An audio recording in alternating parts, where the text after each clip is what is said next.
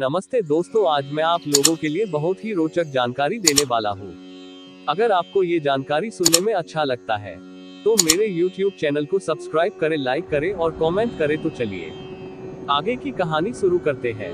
एक बार द्वापर युग में धर्मराज युधिष्ठिर और भगवान श्री कृष्ण एक ही स्थान पर विराजमान थे। तब धर्मराज युधिष्ठिर बोले कि हे भगवान, इस जगत में पुत्र प्राप्ति की मनोकामना पूर्ण करने वाला कौन सा व्रत उत्तम है। तब भगवान श्री कृष्ण बोले, हे राजन, हलषष्ठी के समान उत्तम कोई दूसरा व्रत नहीं है। युधिष्ठिर बोले, हे महाराज, यह व्रत कब और किस प्रकार प्रकट हुआ। श्री कृष्ण जी बोले, हे राजन, मथुरापुरी में एक राजा कंस था। सुर, नर, मुनि सब उसके अधीन थे। राजा कंस की बहन का नाम देवकी था। वह विवाह हुई तब कंस ने उसका विवाह वासुदेव के साथ कर दिया। जब वह विदा होकर ससुराल जा रही थी तभी एक आकाशवाणी हुई कि हे कंस, जिस देवकी को तू प्रेम से विदा कर रहा है उसी के गर्भ से उत्पन्न 8वें बालक द्वारा तेरी मृत्यु होगी। ये सुनकर कंस ने क्रोध में भरकर देवकी और वासुदेव को बंदी बना लिया और जेलखाने में डाल दिया।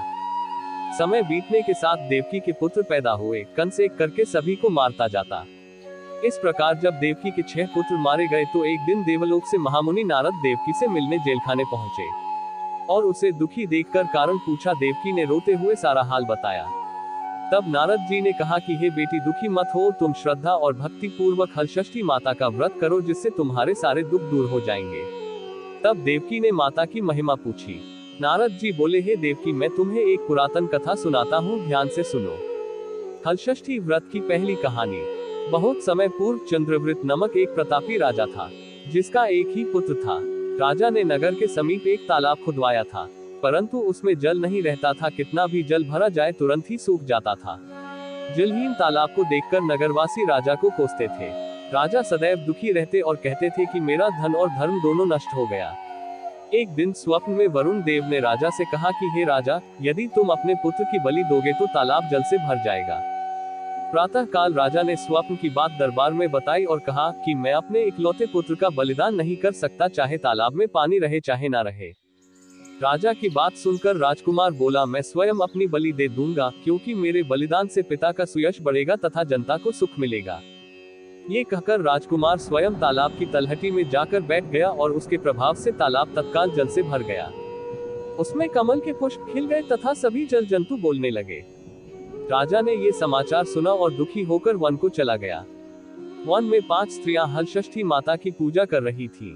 राजा द्वारा व्रत विधि पूछने पर स्त्रियों ने माता की महिमा का वर्णन कर दिया, जिसको सुनकर राजा वापस लौट आए और रानी से कहा कि तुम भी हलषष्ठी माता का व्रत तथा पूजन करो। राजा की बात सुनकर रानी उसी दिन से व्रत रखकर पूजा करने लगी, जिसके प्रभाव से कुछ समय बाद राजकुमार तालाब से बाहर आकर खेलने लगा। राजा ये सुनकर प्रसन्न हुए और राजकुमार को महल में ले आए। तभी से रानी प्रतिवर्ष हलषष्ठी माता का व्रत करने लगी। हलषष्ठी व्रत की दूसरी कहानी। उज्जैन नगरी में एक पुरुष के 2 स्त्रियां रेवती तथा मानवती थीं। भाग्य से मानवती के 2 लड़के थे, परंतु रेवती के कोई संतान न थी। सौत के 2 लड़कों को देखकर वह हमेशा ईर्ष्या से जला करती थी। एक दिन ईर्ष्या के वशीभूत होकर वो मानवती से बोली, हे बहन, तुम्हारे पिता बहुत बीमार हैं, उन्होंने तुम्हें देखने के लिए बुलवाया है। अभी एक राहगीर यह संदेश देकर गया है।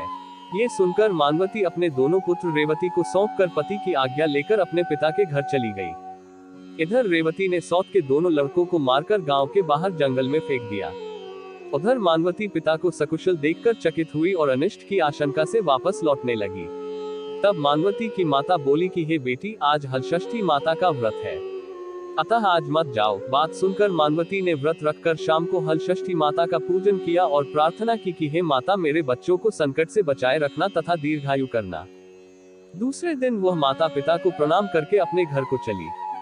गांव के बाहर अपने दोनों बच्चों को खेलता देखकर सोचने लगी कि मेरे बच्चों को यहाँ कौन लाया। तब बच्चों ने कहा कि हमें तो विमाता रेवती ने मारकर यहाँ फेंक दिया था। सांकाल देवी माता आकर हमें जीवन दान दे गई है। इसे हलषष्ठी माता की कृपा मानकर मानवती माता का गुणगान करती हुई अपने घर को आई। गांव की सभी स्त्रियां सुनकर आश्चर्य करने लगी और उसी दिन से सभी हलषष्ठी माता का पूजन तथा व्रत करने लगी। हलषष्ठी माता की तीसरी कहानी। दक्षिण दिशा के एक सुंदर नगर में एक धनवान ग्वाला रहता था। उसकी पत्नी अत्यंत चालाक तथा कंजूस थी। अपने 5 पुत्रों के साथ वह सुख से रहती थी। एक समय हलषष्ठी के दिन वह ग्वालिन गाय के दही को भैंस का दही बताकर सारा दही बेच आई, जबकि इस दिन भैंस का दही लेने का विधान है। उसके इस पाप से 5 पुत्र मर गए। तब ग्वालिन माथा पटक पटक कर रोने लगी। इतने में उसकी एक पड़ोसन ने आकर उसका हाल चाल पूछा। उसने रोते हुए सारी बात बताई। तब वह बोली, हे ग्वालिन, तुम तुरंत सभी के घर जाकर वह दही वापस लेकर भैंस का दही देकर आओ। ये सुनकर ग्वालिन सभी के घर जाकर वह दही वापस लेकर भैंस का दही दे आई, जिससे हलषष्ठी माता का कोप शांत हो गया और उनकी कृपा से ग्वालिन के 5 पुत्र जीवित हो गए। वह ग्वालिन भी उस दिन से हलषष्ठी माता का व्रत तथा पूजा करने लगी। अतः अब उसका जीवन सुखमय व्यतीत होने लगा। हलषष्ठी माता की चौथी कहानी। दक्षिण दिशा में पहाड़ों के बीच सघन वन में एक गांव बसा हुआ था। उस गांव में एक धनी भीलनी निवास करती थी। उस भीलनी की एक दासी थी जो बड़े सुंदर स्वभाव की थी। उसके 2 सुंदर रूपवान बालक थे तथा मालकिन भीलनी के 5 लड़कियां थीं। भीलनी दासी के दोनों सुंदर बालकों को बहुत प्यार करती थी। इस प्रकार भादो मास की छठ को भीलनी ने दासी को जंगल से लकड़ी लेने को भेज दिया। दासी लकड़ी लेने जंगल में गई। इधर उसके बच्चों का गांव के लड़कों से झगड़ा हो गया और उन्होंने दासी के बच्चों को मार डाला। भीलनी ने दुखी होकर उन्हें गांव के बाहर ले जाकर जला दिया और उनकी अस्थियां लेकर घर आई।